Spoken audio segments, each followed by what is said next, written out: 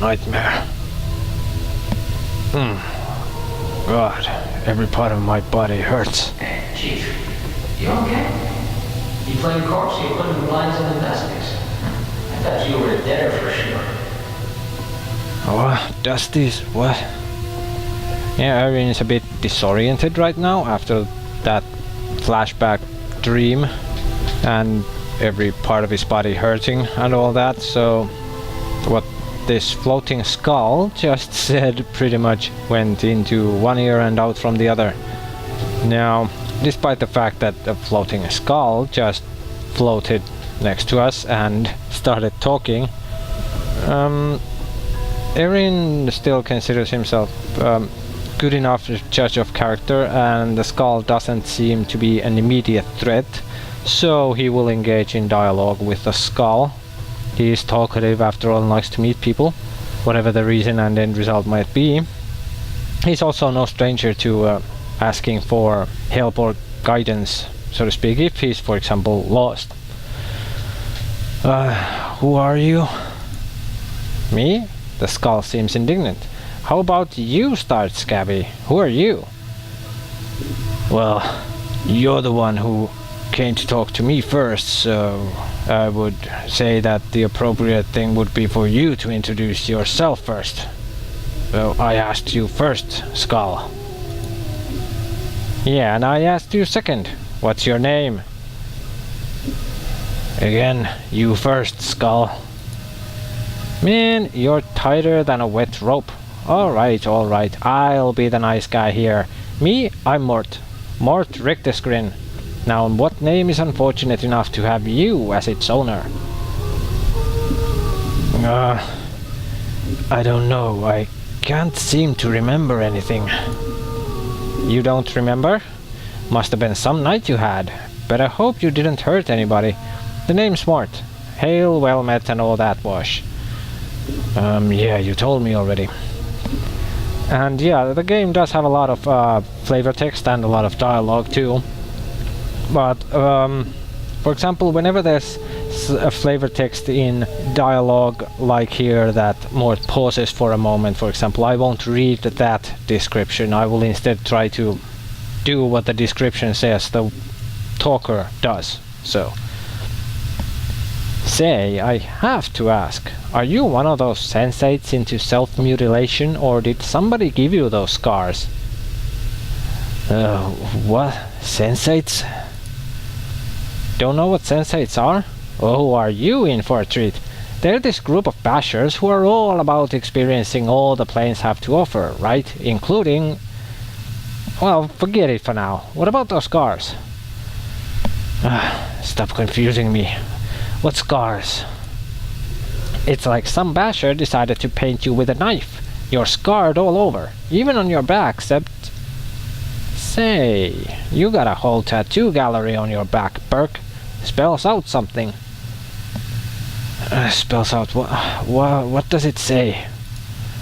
Looks like directions. Let's see, it starts with...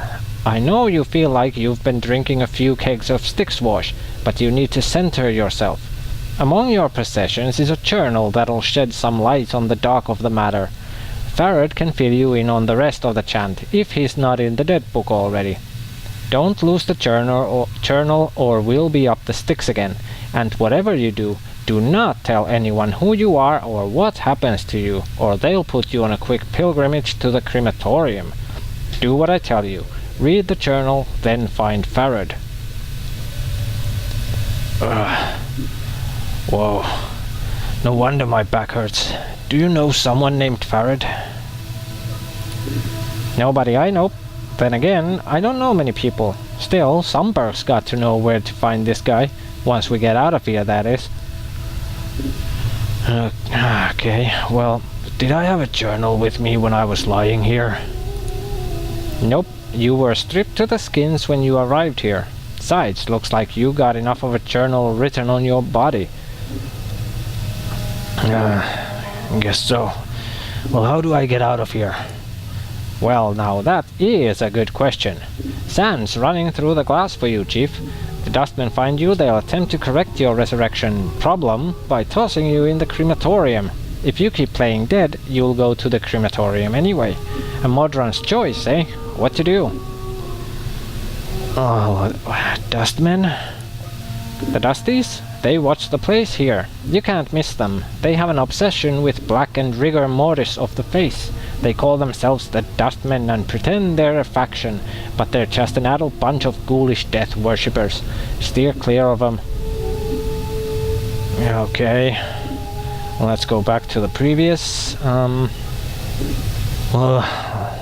Yeah, let's ask the skull, see what he thinks. What should I do? From where I'm sitting, it's obvious you need to get out of here. Me, I can afford to wait. The only danger I'm in is dying of boredom. We could lend each other a hand. You don't have any hands. What could you do to help me? It may not look it, but I could help you out of here, and you could help me out of here. I haven't got hands, so I'm in a bit of a quandary. You're missing what's in your cranium, while I got plenty of experience and know how to get you out of this dive. We cooperate and we both come out ahead. Deal, Burke? Well, that does sound acceptable, but Erin isn't quite sure yet of the skull, so let's try to ask some other questions and get to read him a bit more. See if we can figure him out a bit. Oh, forget it for now. I had some other questions. Yeah? Like what questions? Well, where am I? You're in this dump called the mortuary. It's this big black structure with all the architectural charm of a pregnant spider. Interesting description. The mortuary? Am I dead? Well, now I don't know about that, but the mortuary is the closest thing to a morgue you're gonna find in this burg. Burgs haul dead bodies here, bury 'em, burn 'em, and if you're really lucky, you get brought back to life as a slave. Not the best spot on the plains to be. If I was you, I'd dig up the nearest exit and give this place the laugh. Back from the dead as a slave? Yeah, it's a charmed life. Except for the near-constant application of formaldehyde and stitching your limbs back when they fall off, it's paradise! Okay, now Erin is starting to take a liking to Mort. Here, Erin has a morbid sense of humor and he likes that in others. He also, on a related note, appreciates sarcasm, though most of the time he doesn't get it.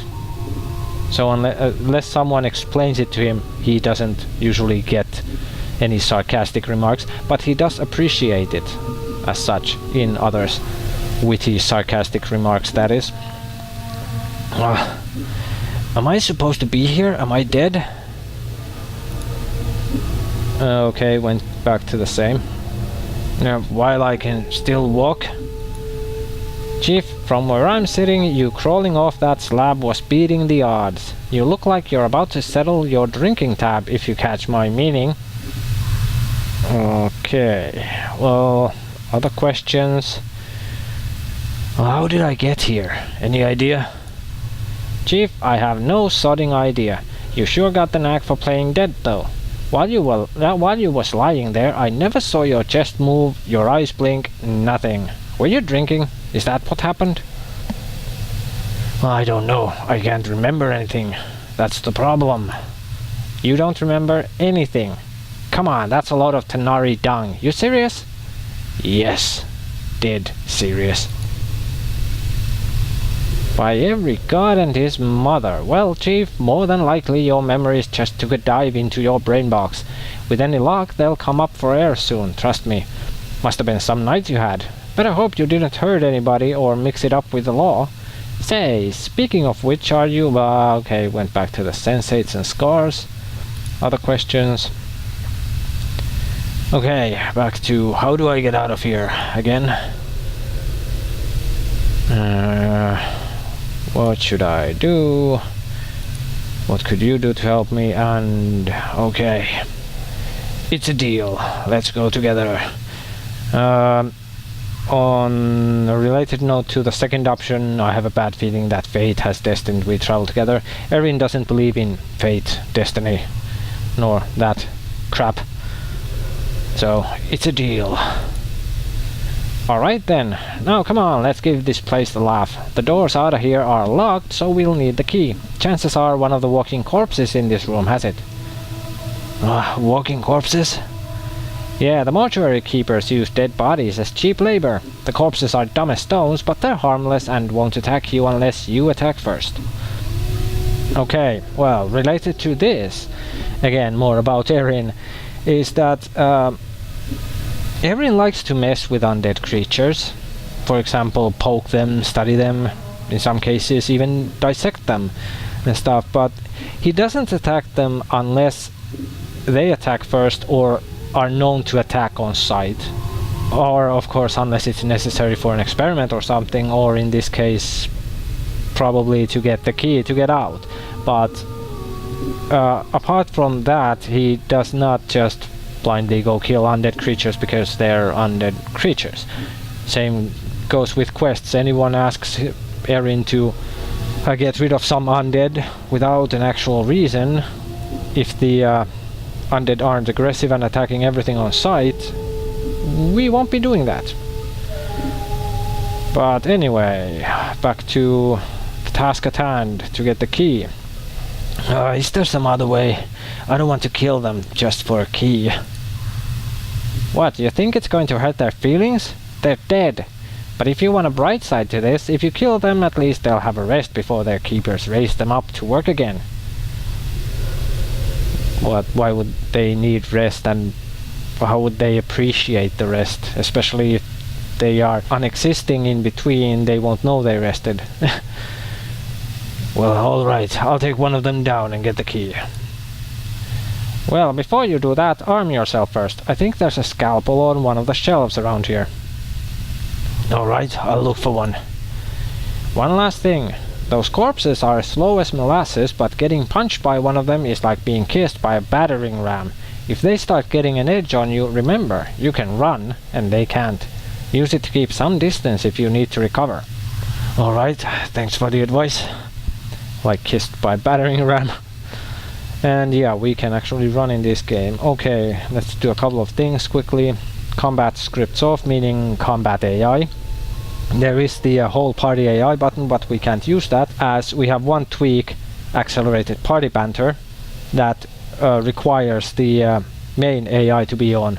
So that's why there's the option to deactivate only the combat scripts. Then let's change formation. Oh, we have gather here. Okay, we'll use that.